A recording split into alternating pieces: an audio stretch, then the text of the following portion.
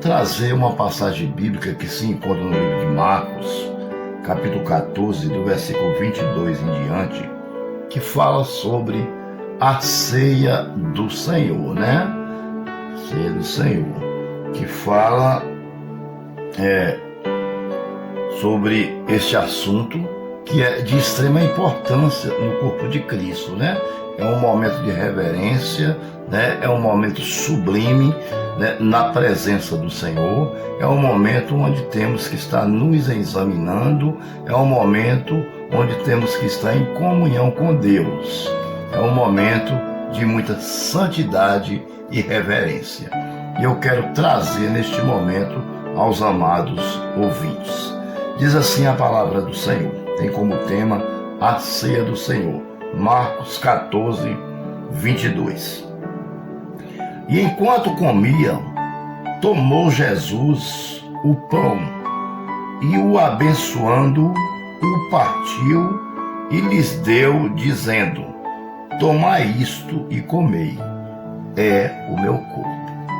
Cristo já sabia que estava próximo à sua prisão. Cristo já sabia que estava próximo, o momento da sua crucificação, o momento do seu calvário. Por isso Cristo, ele faz este momento especial, esse último momento especial com os discípulos, que foi a ceia. E ele começa partindo o pão, né? Ele pega o pão, parte o pão em 2 pedaços e diz: tomai e comei, isto é o meu corpo, isto é o meu corpo. Ou seja, aquele pão, ele ficaria para o resto de nossas vidas. Aquela ceia, ela ficaria como memorial para as nossas vidas, para que todas as vezes que participarmos da ceia do Senhor, possamos lembrar o seu sofrimento, possamos lembrar o seu calvário, possamos lembrar que ele entregou-se, o seu corpo foi partido, foi dilacerado por amor a nós. Esta é uma parte da exegese do pão, né? Mas na realidade, o pão aí simboliza o corpo de Cristo, não é o corpo de Cristo. Como tem alguns pregadores, muitas vezes na emoção, né? Na flor da emoção, no calor da emoção, fala, mas a realidade é o seguinte: o pão não é o corpo de Cristo. O corpo de Cristo é muito mais do que um pão. O pão representa o corpo de Cristo, amém? Porque o pão da vida, que é Jesus Cristo, é aquele que mata a nossa fome, não provisoriamente, ou seja, deu a hora do almoço, a gente almoça, deu a hora da janta, a gente janta, 3 horas a gente lancha, de manhã tomamos o café da manhã, e assim sucessivamente até o dia que Jesus voltar, porque senão o nosso corpo, sem alimentar, ele não vai resistir, nós vamos entrar em desfalência e vamos morrer de fome, entendeu? Esse pão que eu estou dizendo é um pão diferente, é um pão que mata a fome para toda a eternidade, amém? Ou seja, no momento que estamos aqui, nesta terra, este pão, ele já nos sustenta, porque ele é o Espírito Santo em nossa vida, ele é o nosso suporte, é ele quem nos direciona e é ele quem nos dá força. Para quê? Para vivermos em sua presença. É ele que nos desvia do mal, é ele que nos faz amortizar os efeitos da carne, porque ainda estamos sujeitos e vulneráveis a pecar, mas com a ajuda do Espírito Santo nós conseguimos vencer as provações. Nós passamos por ela, mas passamos e recebemos a vitória. Nós passamos, mas cantamos o hino da vitória do outro lado. Amém? Quero dizer a você que o Senhor Deus, ele tem uma bênção para você, mas é preciso que você receba esse corpo de Cristo, que você receba este pão que dá vida, né? O verbo da vida, o pão da vida, que é Jesus Cristo. Para que isso aconteça, você precisa renunciar a tudo aquilo que não presta. Lance fora e deixa o Senhor Jesus entrar. Amém? Deixa Deus entrar na tua vida e você vai ver como as coisas irão mudar.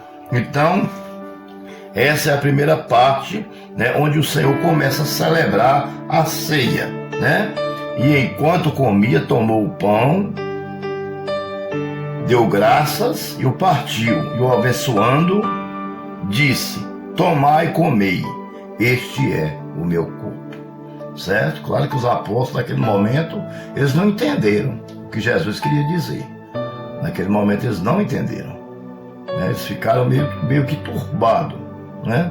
Porque apesar de eles estar vivendo na íntegra e aprendendo com o próprio Jesus, que é o maior teólogo que o mundo já conheceu, eles ainda não conseguiam entender direito as coisas do alto, né? Tanto que Jesus precisou, após a ressurreição, ficar mais 40 dias e 40 noites na terra para convencer a eles a continuar a sua obra. Vamos para o versículo 2. Vamos ver o que diz. A seguir, Jesus tomou um cálice e, tendo dado graça, o deu aos discípulos, e todos os beberam dele.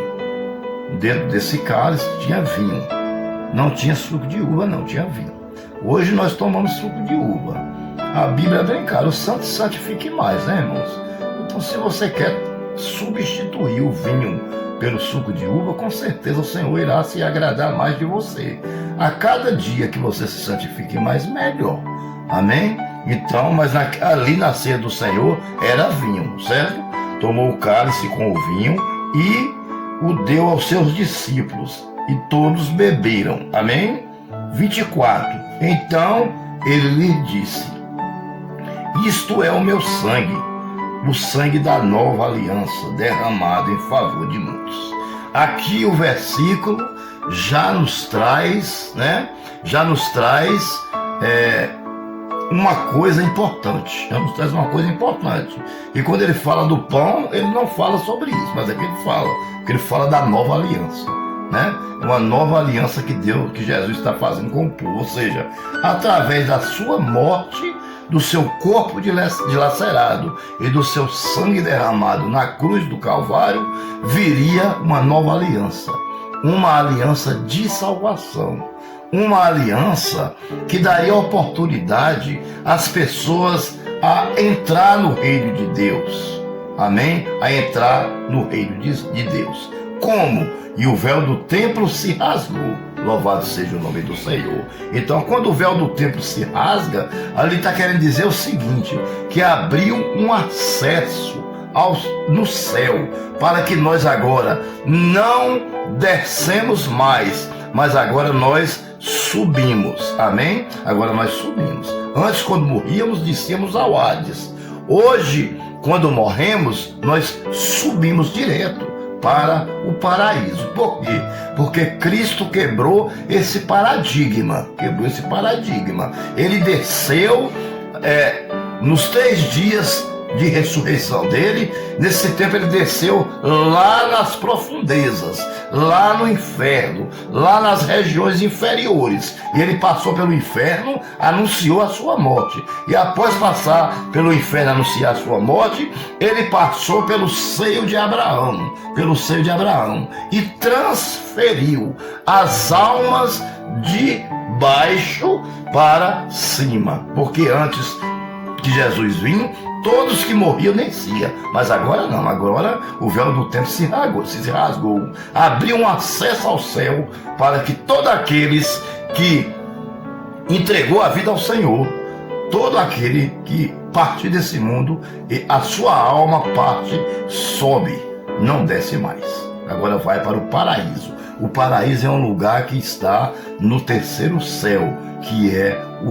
reino de Deus.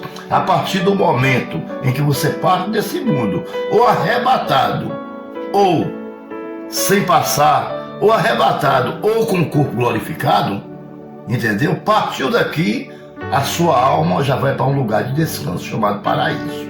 Amém? Antes ia por seio de Abraão, que também era um lugar de gozo. Era um lugar de gozo. Só que era embaixo. Agora não. Agora não é mais embaixo. Agora é em cima. Amém? O acesso, o véu do templo se rasgou de alto a baixo. De alto a baixo. O Senhor Jesus Cristo nos dá livre acesso para entrar no reino de Deus, para ir para o paraíso, onde está a árvore da vida. A árvore da vida está lá, né? Lá tem muitos segredos, muitos mistérios de Deus, muitas bênçãos, muitas vitórias, muitos tesouros escondidos que o Senhor preparou para nós. Amém, meus amados irmãos? O Senhor preparou para nós. Preparou para aqueles que crêem nele, que aceita ele e que crê nele. Amém? Então, Jesus estava dizendo que o meu corpo vai ser dilacerado, vai ser partido, e o meu sangue vai ser derramado para a salvação de todo aquele que nele crê. Amém? Então é preciso crer em Jesus Cristo para alcançar a salvação. Não é só dizer, ó, eu creio, acabou e pronto. Não é isso não. É crer e praticar a palavra. O que é praticar a palavra de Deus? É você abrir em Êxodo capítulo 20, versículo 4, está escrito lá, não cobiçai a mulher do próximo. E você pegar e falar, realmente o negócio aqui é errado. Não pode não. Se a Bíblia está mandando não cobiçar, e a Bíblia é a lei de Deus, então nós temos que obedecer. Ou a gente obedece à lei, ou então nós estamos transgredindo ela. Então, se é pecado cobiçar a mulher do próximo, então eu não posso cobiçar a mulher do próximo. Você está entendendo? Então, a lei de Deus é boa? É. A lei dos homens é boa? É. Os homens é que são desobedientes. Se você for obediente, você nem será punido nem pela lei dos homens e nem pela lei de Deus. Amém? Agora, se você for uma pessoa má, só faz coisas erradas, você já começa sendo punido pela lei dos homens. E espiritualmente também você está morto, porque você também está sendo punido pela lei de Deus. Amém? A lei de Deus é boa, mas ela justifica e pune. Toda lei é assim. Ela é criada para isso, para justificar e para punir. Agora, ninguém obriga você a obedecer. Você obedece se você quiser, você tem seu livre-arbítrio. Agora, saiba de uma coisa, que quando você não obedece, você tem o quê? As consequências daquele erro que você cometeu. Amém? Pois bem. Então vamos lá. Então lhe disse, isto é o meu sangue, o sangue da nova e eterna aliança, que é derramado por todos. Amém? Então o Senhor derrama o seu sangue em favor, não foi só de uma pessoa não, foi em favor de toda a humanidade, de todo aquele que nele crê.